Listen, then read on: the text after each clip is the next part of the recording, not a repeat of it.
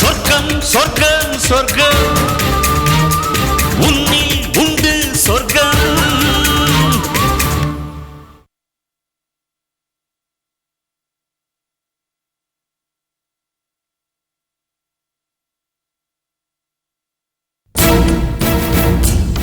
உனக்குன்னு ஒரு குடும்பம் இருக்கு, அத மறந்துட்டு எதுக்கு நீ இப்படி கொலவெறியோட அலைஞ்சிட்டு இருக்க? அவ கூடிய சீக்கிரம் அழிஞ்சு நாசமா போறா. அவளுக்காக நீ உன் வாழ்க்கையை அழிச்சுக்கணுமா? இப்படி ஆட்டம் போட்டவங்கள நாமளும் பார்த்துட்டு தானே இருக்கோம். எவ்வளவு காலத்துக்கு வாழ்ந்துட்டாங்க? இங்க பாரு, இன்னைக்கு இல்லனாலும் என்னைக்காவது ஒரு நாள் தர்மம் தான் ஜெயிக்கும். தர்மம் ஜெயிக்கும், அதர்மம் அழிஞ்சுங்கிறதால வெறும் கதை. அதெல்லாம் மனுஷங்களை பழக்கப்படுத்திக்கிட்டது. அப்படி பார்த்தா அந்த கவிதை இன்னும் அழிஞ்சிருக்கணும். அவன் நல்லா தானே இருக்கா? உன்ன மாதிரி நல்லவங்க தான் இன்னும் இந்த உலகத்துல கஷ்டப்பட்டு இருக்காங்க.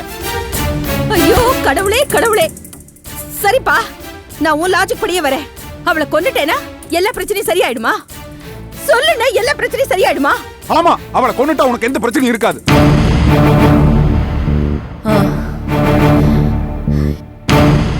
எனக்கும் எந்த பிரச்சனையும் இருக்க கூடாது. நான் எந்த பிரச்சனையும் இல்லாம சந்தோஷமா இருக்கணும். அதானே உன் பிரச்சனை? ஆமா.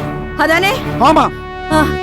கொன்னுடு கொன்னுடு, நான் நிம்மதியா போய் சேர்ந்துடுறேன். என்னால உங்க யாருக்குமே பிரச்சனை இருக்காது. கொன்னுடு. என்னம்மா ஏன் இப்படி எல்லாம் பேசுற? பின்ன என்னன்னு, மனுஷன் பிரச்சனை இருக்கத்தான் செய்யும். எந்த பிரச்சனையுமே இருக்க கூடாதுதான், அது போனதுக்கு தான். என்னால நீ உன் வாழ்க்கையை எழுந்துட்டு நிக்கிறத பாக்கும்போது என்னால சந்தோஷமா இருக்க முடியுமா? அதோட உன் கையால போய் சேர்ந்துடுறது மேல இல்ல. என்ன கொன்னுடு கொன்னுடு கொன்னுடு. வேணாம், இப்படி அவசரமா பேசாத. கஷ்டமா இருக்குல்ல? ஒரு கஷ்டமா இருக்குல்ல? அப்படித்தானே நீ அவளை கொன்னுட்டு போய் ஜெயில வாழ்க்கையை தொலைச்சிட்டு இருந்தா எங்களுக்கும் கஷ்டமா இருக்கும். ஏன்னு புரிஞ்சுக்க மாட்டேங்கிற? தயவு செஞ்சு நான் சொல்றது கேளுங்க ப்ளீஸ். சரி, இப்ப நான் என்ன பண்ணணும் சொல்லு. இங்க வா, இங்க வந்து உட்கார சொல்றேன். வா உட்காரு.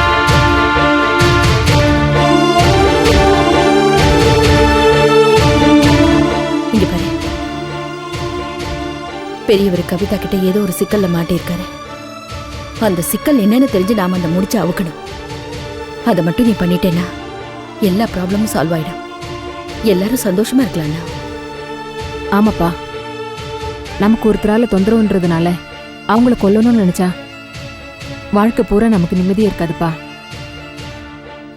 அந்த தொந்தரவை எப்படி நிவர்த்தி பண்ணணும் தான் நாம யோசிக்கணும். வாழ்க்கையில முன்னுக்கு வரணும்னு நினைக்கிறவங்க அவங்களோட மோதக்கூடாது. அவளை கடந்து போகணும்னு தான் பார்க்கணும். அவளோட மல்லு கட்டுறதுனால நமக்கு தான் வீண் விரயமாகும். காஞ்சனா கவிதாவை கடந்து போகணுங்கிறா, நீங்க அவளை காவு வாங்கணுங்கிறே. அவ சொல்றது உங்களுக்கு புரிஞ்சுடுத்தோ இல்லையோ, அதன்படி செய்யுங்கோ. ஆமா மாமா, அம்மா சொல்றபடி செய்யுங்கோ, மாமி சொல்றபடி கேளுங்கோ, சேமமா இருப்பேன். அடிச்சா பால் காஞ்சனா எனக்கு கிண்டல் பண்ணிட்டே இருக்காங்க.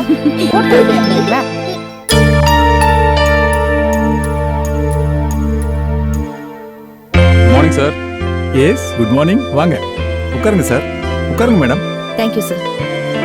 3 கோடி ரூபாய் லோன் வேணும். நீங்க கொடுத்த ப்ராஜெக்ட் ரிப்போர்ட்டை நான் மேல இடத்துக்கு அனுப்பிச்சிருக்கேன். காஞ்சனா மேடத்தை பத்தி மேல இடத்துல எல்லாருக்குமே நல்லா தெரிஞ்சிருக்கு. அப்படியா? Very good. நஷ்டத்துல இருந்த ஒரு கம்பெனியை நிர்வாகம் பண்ணி நல்ல நிலைமை கொண்டு வந்தது சும்மாவா? அப்போ லோன் கிடைச்சிரும் சொல்லுங்க. டெஃபினட்டா. பெரிய பிசினஸ் மேக்னெட் நீங்க. நீங்களே ரெக்கமெண்ட் பண்ணி இருக்கும்போது கிடைக்காம இருக்குமா? பட் ஒன் திங், அந்த 3 கோடி ரூபாய் லோனுக்கு நீங்க 1 கோடி ரூபாய் செக்யூரிட்டியா பே பண்ணணும். அது கொடுத்துடலாம் சார். அப்புறம் என்ன, இந்த பேப்பர்ஸ் எல்லாம் பார்த்து சைன் பண்ணி கொடுங்க.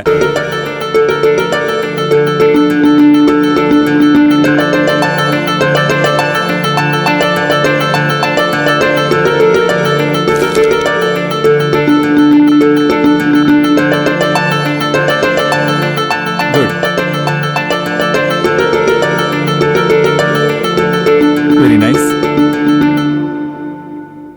ஆமா, பார்ட்னருங்கிற பேர்ல மீனான்னு போட்டிருக்க அவங்கள நீங்க அழைச்சிட்டு வரலீங்களா? அது என் ஒய்ஃப் பேர் தான் சார்.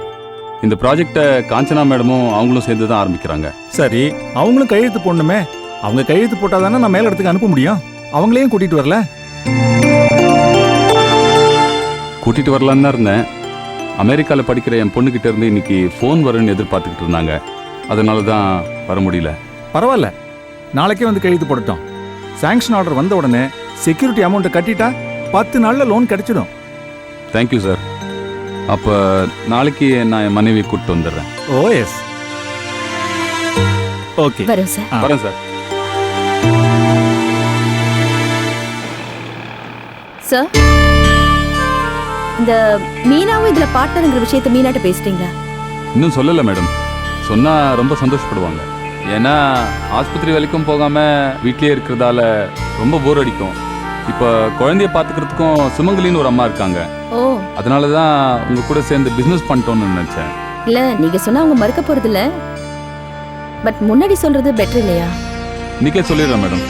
நாளைக்கே கூட்டிட்டு வந்து சைன் போட்டுட்டா 10 நாள்ல லோன் ப்ராசஸ் ஆயிடும். மேனேஜர் சொன்ன மாதிரி லோன் கிடைச்சிட்டா உடனே நீங்க பிசினஸ் ஆரம்பிச்சிடலாம். Thank you, thank you very much sir.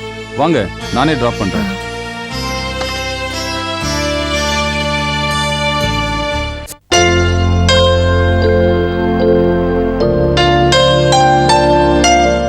வசந்திக்கு phone பண்ணேன். அவ உங்களை ரொம்ப விசாரிச்சா.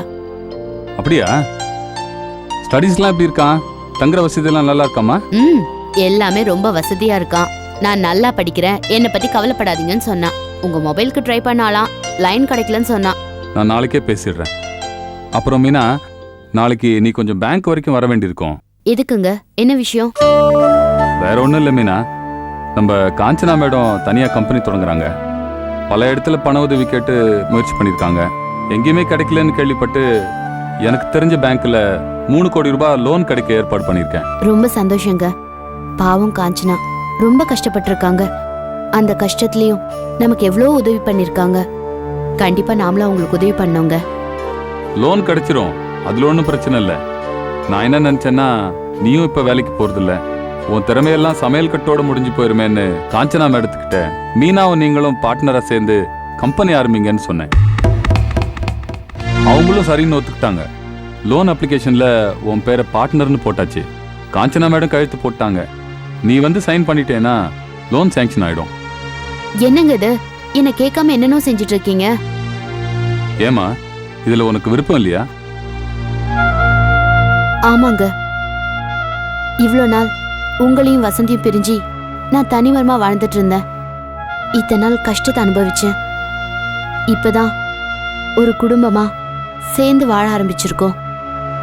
மறுபடியும் குடும்பத்தை விட்டுட்டு பிசினஸ் அது இதுன்னு பறக்கிறதுக்கு எனக்கு இஷ்டம் இல்லை.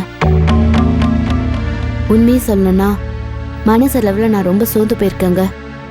எதுலேயும் என்னால் முழு மனசோட ஈடுபட முடியாது. உங்களை, இந்த குடும்பத்தை, நம்மளே நம்பி வந்த ராசு, துர்கா இவங்களையெல்லாம் நல்லபடியாக கவனிக்கிறதுல தாங்க எனக்கு நிம்மதியாக இருக்கு. சாரிம்மா, நான் தான் அவசரப்பட்டு உன்னை கேட்காம காஞ்சனம் எடுத்துக்கிட்ட சொல்லிட்டேன். I am very sorry. பரவாயில்லைங்க, அவங்களே கம்பெனி ஆரம்பிக்கட்டும். அவங்க கிட்ட திறமை இருக்கு, அனுபவம் இருக்கு, எல்லாத்துக்கும் மேல ஜெயிக்கணுன்ற வேகம் இருக்கு. நிச்சயமா அவங்க கம்பெனியை நல்லா நடத்துவாங்க. இதுலெல்லாம் ஆர்வம் இல்லாதன்னா அவங்களோட சேர்ந்தா அவங்களுக்கும் சரி, அவங்க செய்யற தொழிலுக்கும் என்னால எந்த பலனும் இல்லை. இதெல்லாம் நீங்க அவங்க கிட்ட எடுத்து சொல்லுங்க. அவங்க கம்பெனி ஆரம்பிக்கிறதுக்கு என்ன உதவி வேணுமோ அதெல்லாம் நீங்க செய்யுங்க. சரிம்மா, நான் நாளைக்கே காஞ்சனம் எடுத்த பேங்க்கு அழைச்சிட்டு போறேன். பேங்க் மேனேஜர் என்ன சொல்றாருன்னு பாப்போம். சரிங்க.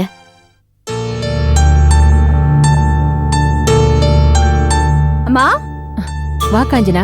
வாங்க மாமி. நமஸ்காரம். எப்படி இருக்கீங்க? நல்லா இருக்கு. உட்காருங்க. என்ன நான் சாப்பிடுறீங்க? உட்கார்றது இருக்கட்டும், நீங்க வாங்க. வாங்க. என்னம்மா? உட்காருங்க சொல்றேன். என்ன இது? சொல்றேன். காட்டுங்க. என்னம்மா விசேஷம்? வாய திறந்து சொல்றேன். ம். நானே உன்னை வந்து பார்த்து ஒரு நல்ல செய்தி சொல்லணும் தான் இருந்தேன். அப்படியா? சொல்லுங்க. முதல்ல நீ வந்த விஷயத்த சொல்லு. அது இந்த பிசினஸ் ஆரம்பிக்கிறதுக்கு லோன் ட்ரை பண்ணிட்டு இருந்தேன்ல, ஆமா, அதுக்கு ஒரு நல்ல வழி கிடைச்சிருச்சுமா. அப்படியா? ரொம்ப சந்தோஷமா. பணத்துக்கு எப்படி ஏற்பாடு பண்ண? இண்டஸ்ட்ரியல் பேங்க்ல 3 கோடி ரூபாய் லோன் கேட்டிருந்தோம்.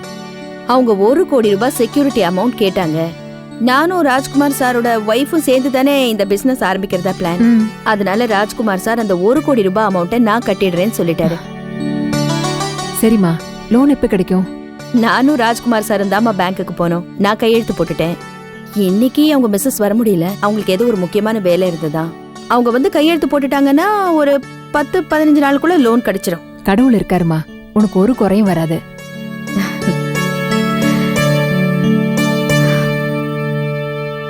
அம்மா, நான் கம்பெனியை கவிதாவுக்கு விட்டு கொடுத்துட்டேன்னு கோச்சிட்டுத்தனமா என்னை விட்டுட்டு வந்தீங்க. நான் இந்த கம்பெனியை ஆரம்பிச்சு உயர்ந்த நிலைக்கு கொண்டு வந்து நான் அவளை ஜெயிப்பேன். உன்னால முடியுமா? உன் மேல எங்களுக்கு நம்பிக்கை இருக்கு. நீங்க ஏதோ நல்ல செய்தி சொல்லணும்னு சொன்னேலம்மா. என்ன செய்தி சொல்லுங்க? ஐயோ ஆமா, நானே மறந்துட்டேன். அதாவது கவிதாவை ராஜா கொலை பண்ண கேஸ்ல ராஜாவை நீதிபதி விடுதலை பண்ணிட்டாரு. கடவுளே கடவுளே, என்னம்மா நீங்க இவ்வளவு சந்தோஷமான விஷயத்தை இவ்வளவு லேட்டா சொல்றீங்க?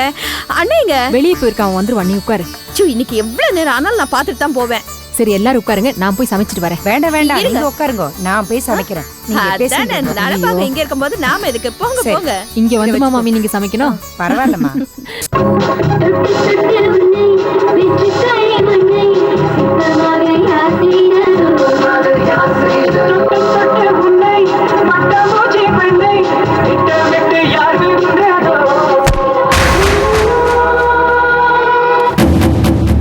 என்ன கவி, கோர்ட்டுக்கு போயிருந்தியே, என்னாச்சு? அந்த வயிற்றுல ஏன் கேக்குற? அந்த ராஜா விடுதலை ஆயிட்டான். என்ன, விடுதலை பண்ணிட்டாங்களா? ஆமா, அந்த தமிழ் சாதாரணமான ஆள் இல்ல. அவன் எடுத்த கேஸ ஜெயிக்காம விடவே மாட்டான். அவனை எப்படியாவது நம்ம வழிக்கு கொண்டு வரணும்னு நினைச்ச முடியல. என்ன கொலை பண்ண வந்த அந்த ராஜாவையும் பழி வாங்கணும்னு நினைச்ச அதுவும் முடியல. எல்லாம் அந்த தமிழால வந்தது. என்ன காரணம் சொல்லி விடுதலை பண்ணாங்க? அந்த கேவலத்தை நான் எப்படி சொல்றது? ராஜா ஒரு அப்பாவியா? ஏதோ சந்தர்ப்ப சூழ்நிலையால அப்படி செஞ்சானா. அதுக்கு முன்னாடி அவன் எந்த தப்பு செஞ்சது இல்லையா? அவனுக்கு ஒரு தாய் இல்லாத மகள், வயசான தாய், இப்படி என்னென்னமோலாம் கதை சொல்லி அவனை விட்டுருக்காங்க. அந்த வெறி பிடிச்ச நான் என்னை எப்படி எல்லாம் கத்தியால குத்துனான். மெடிக்கல் ரிப்போர்ட்ல இருந்து ஃபோரென்சிக் ரிப்போர்ட் வரைக்கும் எல்லாத்தையும் இந்த தமிழ் ஊமையாக்கி வச்சிருக்கான். என்ன கவி, ஆஃப்டர் ஆல் இது ஒரு சாதாரணமான விஷயம். இதுக்கு போய் உலகமே அஸ்தமிச்ச மாதிரி கவலைப்படுற? டென்ஷன் ஆகாத, பொறுமையா இரு. அந்த ராஜா எங்க போயிட போறான்? எங்க போயிட போறாரு? நேரா வீட்டுக்கு தான் போயிருப்பாரு. இந்நேரம் பால் பாயாசத்துல மூழ்கி கிடப்பாரு. நான் வரும்போது வழியெல்லாம் விக்கல் எடுத்துக்கிட்டே இருந்தது. நான் நினைச்சேன் என்ன பத்தி தான் பேசிக்கிட்டு இருப்பீங்கன்னு. அதே மாதிரி என்ன பத்தி தான் பேசிக்கிட்டு இருக்கீங்க. ஆடிட்டர், கொஞ்சம் இப்படி வரீங்களா? மேடம்கிட்ட கொஞ்சம் பேசணும். மேடம், உங்களுக்கும் எனக்கும் யாரு கால்ல யாரு விழறதுன்னு ஒரு போட்டி இருந்துட்டு இருந்தது இல்லையா? இப்ப நான் ஜெயிச்சுட்டு வெற்றி காலோட வந்திருக்கேன். எப்படி? அப்ப என்ன உங்க கால்ல விழுன்னு சொல்றீங்களா? ஐயோ, தோத்தவங்க ஜெயிச்சவங்க கால்ல விழணுங்கிற ஃபார்முலாவை கத்து கொடுத்தது நீங்க தானே மேடம்? நான் செத்து போனமானாலும் யார் கால்லையும் விழ மாட்டேன். இந்த கேஸ்ல நீங்க ஜெயிச்சதுனால இந்த கவிதாக்கு ஒரு முடிவு வந்துட்டதா அர்த்தம் இல்ல. உங்களை மாதிரி 1000 பேர் வந்தாலும் இந்த கவிதாவை எதுவும் செய்ய முடியாது. அந்த காஞ்சனாவையும் ராஜாவையும் ஒழிச்சு கட்டுற வரைக்கும் நான் ஓய மாட்டேன். கவி, உணர்ச்சி வசப்பட்டு வார்த்தைகளா கொட்டிடாத. இந்த கோவத்தை மனசுக்குள்ள வச்சுக்கோ. அப்பதான் எதிரிகளை பழிவாங்க முடியும். இல்ல மணி, நான் அவருக்கு புரிய வைக்கணும். அவர் தானே கஷ்டப்பட்டு அவனை காப்பாத்தினாரு. தமிழ், ஒண்ணு நல்லா தெரிஞ்சுக்கோங்க. அவன் என்ன கொலை பண்ண முயற்சி பண்ணி அதுல தோத்துட்டான். ஆனா நான் அப்படி இல்லை. என் எதிரிங்க எல்லாரையும் வேரோட மண்ணையும் ஒழிச்சிட்டு தான் ஓய்வேன். மிஸ்டர் தமிழ், ஏதோ இந்த கேஸ்ல ஜெயிச்சதுனால என்ன அலட்சியமா நினைச்சிடாதீங்க. நான் மலையே மண்மேடா ஆக்கி காட்டுவேன். ரொம்ப சந்தோஷம். நீங்க இவ்வளவு வேகமாவும் வீராப்பாவும் பேசுறப்ப நானும் உங்களுக்கு ஒரு விஷயத்த சொல்றேன். நீங்க எதிரிங்க எல்லாரையும் மண்மேடாக்குன்னு சொல்றீங்க பாருங்க, அதை ஒரு காலம் நான் அனுமதிக்க மாட்டேன். உங்களுக்கு ஒரு சக்தி இருக்குன்னு நீங்க நம்புற மாதிரி எனக்கும் ஒரு சக்தி இருக்குன்னு நீங்க நம்புங்க. நான் லாயர் பாதி, கிரிமினல் பாதி, ரெண்டும் கலந்த கலவை. அப்படின்னா இன்னையில இருந்து நீங்களும் எனக்கு எதிரின்னு சொல்றீங்க. என்னையே எதிர்க்கிற அளவுக்கு தைரியம் வந்துருச்சு இல்ல? அநியாயத்தையும் அக்கிரமத்தையும் எதிர்க்கிறதுக்கு தைரியத்தை கடன் வாங்க தேவையில்லை. அது என்கிட்ட நிறையவே இருக்கு. சோதிச்சு பார்க்கணும்னு ஆசை இருந்தா தாராளமா செய்யுங்க. லுக் மிஸ்டர், நான் மறுபடியும் சொல்றேன். என் எதிரிங்க எங்க இருந்தாலும் ஒவ்வொருத்தரையும் தேடி தேடி அழிப்பேன். உங்களையும் சேர்த்து தான் சொல்றேன். சாரி மேடம், நீங்க மறுபடியும் அவசரப்பட்டு சேலஞ்ச் பண்றீங்க. வேணாம். என்ன பின்வாங்குறீங்க? பயமா இருக்கா? உங்களை நினைச்சா பரிதாபமா இருக்கு.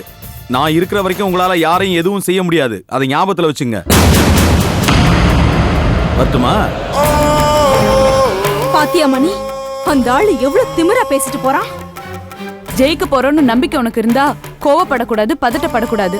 நான் இருக்கும்போது நீயே வீணா கவலைப்படுற? நான் ஏன் சும்மா நீங்க பேசுறது கேட்டுட்டு இருந்தேன் தெரியுமா? பேசுறது முக்கியமே கிடையாது. டென்ஷன் ஆக கூடாது. உங்க அண்ணனை தூக்குன மாதிரி இவனையும் கொஞ்சம் தட்டி வச்சா தானா அடங்கிடுவான். அத முதல்ல செய்யணும்.